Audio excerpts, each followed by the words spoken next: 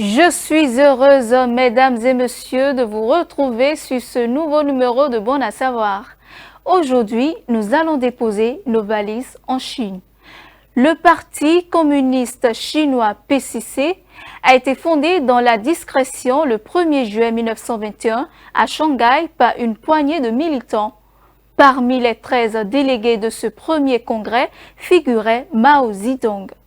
Le 1er octobre 1949, il proclame à Pékin l'avènement de la République populaire de Chine.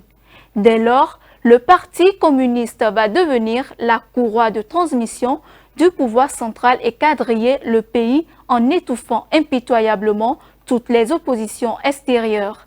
Mais à l'intérieur même du Parti communiste se manifestent des tensions très violentes entre conservateurs et modernistes. Pour mieux éliminer ces derniers, Mao déclenche en 1966 une très sanglante révolution culturelle. Les modernistes prennent leur revanche peu après la mort de Mao, 10 ans plus tard avec à leur tête Deng Xiaoping. Cet octogénaire né en 1904 modernise à marche forcée le pays tout en le maintenant sous la férule du Parti communiste. Il se retire en 1993 après avoir installé son dauphin Jiang Zemin au secrétariat général du parti et à la présidence de la République.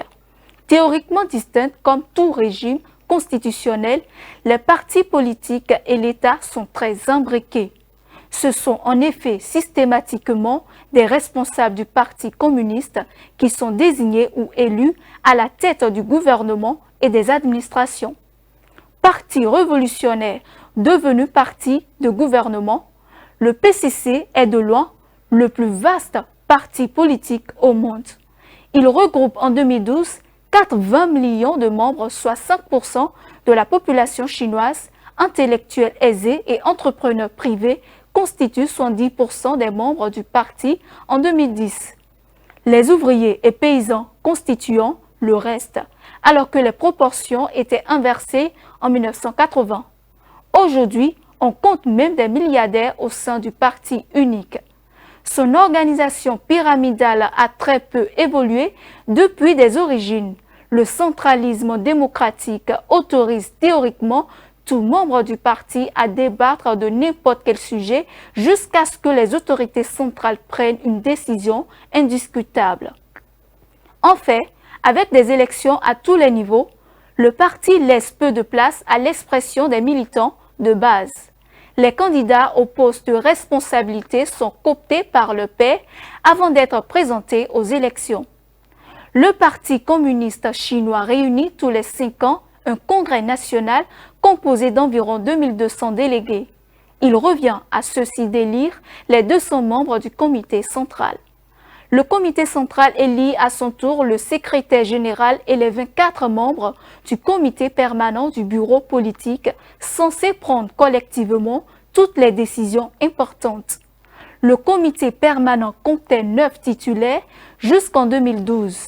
Ils ne sont plus aujourd'hui que 7 surnommés les 700 ou les 7 empereurs. L'État chinois se présente comme une dépendance du puissant PCC avec un président de la République, un premier ministre en charge du pouvoir exécutif et une Assemblée nationale populaire en charge du pouvoir législatif. Cette Assemblée compte près de 3000 députés, dont les 2 tiers sont inscrits au Parti communiste et les autres à des partis vassaux. Depuis la réforme de Deng Xiaoping en 1992, le secrétaire général du parti est candidat unique à la présidence de la République. Il est élu par les députés de l'Assemblée nationale populaire pour un mandat de 5 ans renouvelable une fois. Le Premier ministre qui assiste le président de la République est également élu par l'Assemblée nationale populaire parmi les 700 du comité permanent. En 2003, Jiang Zemin a laissé son poste à Hu Jintao à l'issue de ses 2 mandats. Ce dernier s'apprête à passer la main à son tour à l'issue du 18e congrès du PCC qui réunira 2000 délégués de toute la Chine à Pékin à partir du 8 novembre 2012. Sans surprise, il doit céder la fonction de secrétaire général du Parti communiste puis celle de président de la République à son vice-président Xi Jinping. Cet ingénieur né en 1953 serait, dit-on, une exception. C'est surtout le fils d'un compagnon de route de Mao, autrement dit un Taizi ou un prince héritier, ce qui n'est pas pour plaire à tout le monde. Dans le même temps, le premier ministre Wen Jiabao, dont la famille s'est considérablement enrichie sous sa protection, doit laisser la place à Li Keqiang, un juriste né en 1955, apparemment très soucieux de lutter contre la corruption des dirigeants locaux. Ces changements et bien d'autres doivent renouveler la classe dirigeante à l'issue du 18e congrès. Ils interviennent dans un climat quelque peu tendu. D'une part, la croissance économique est tombée aux alentours de 8% par an, ce qui est énorme d'un point de vue européen, mais délicat à assumer pour le gouvernement chinois qui doit gérer les tensions produites par les inégalités sociales et géographiques. D'autre part, le pouvoir communiste est quelque peu malmené par la montée d'une opposition semi-clandestine qui s'exprime sur Internet. Son image a été aussi entachée par le scandale associant meurtre, sexe et argent qui a entraîné la chute de Bo Xilai, chef du parti communiste du Chongqing, la plus grande ville du pays, et également Taizi ou prince héritier. Bo Xilai était appelé à rejoindre les 700 du comité permanent du bureau politique. Nous sommes à la fin de ce numéro de Bon à savoir. Merci mesdames et messieurs de nous avoir suivis. Suivez-nous en continu sur speedlinetv.bj/live et sur nos différents canaux digitaux Facebook et YouTube.